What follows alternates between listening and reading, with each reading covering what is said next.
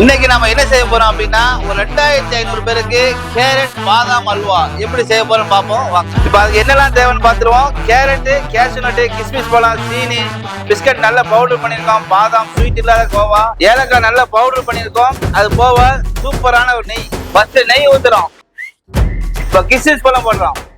அடுத்து cashew nut போடுறோம். இப்போ கேஷ்யூ நட்டு, கிஸ்மிஸ் பழம் நல்லா செவந்துட்டு இப்போ அடுத்து கேரட்டை போடுறோம்.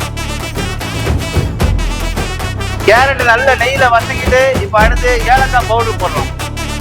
அடுத்து பாதாம் பருப்பு ஊத்துறோம். இப்ப அடுத்து ஸ்வீட் இல்லாத கோவா ஊத்துறோம். கேரட் நல்லா வெந்துட்டு இப்ப அடுத்து சீனி சேர்த்துப்போம். கேரட் நல்லா வெந்து நல்ல நெய்யில நல்லா மசஞ்சு நல்லா கொதிக்குது. இப்ப அடுத்து பிஸ்கட் பவுடர் சேர்த்துப்போம். கொஞ்சம் கொஞ்சமா போட்டு கட்டி பிடிக்க சூப்பரா கேரட் பாதாம் அல்வா ரெடி ஆயிடுச்சு. இதே போல உங்க வீட்டுக்கும் செய்யணும்னா எங்களை கான்டாக்ட் பண்ணுங்க. மேலும் இது போல வீடியோக்கு நம்ம சேனலை ஃபாலோ பண்ணுங்க, லைக் பண்ணுங்க, கமெண்ட் பண்ணுங்க, சப்ஸ்கிரைப் பண்ணுங்க.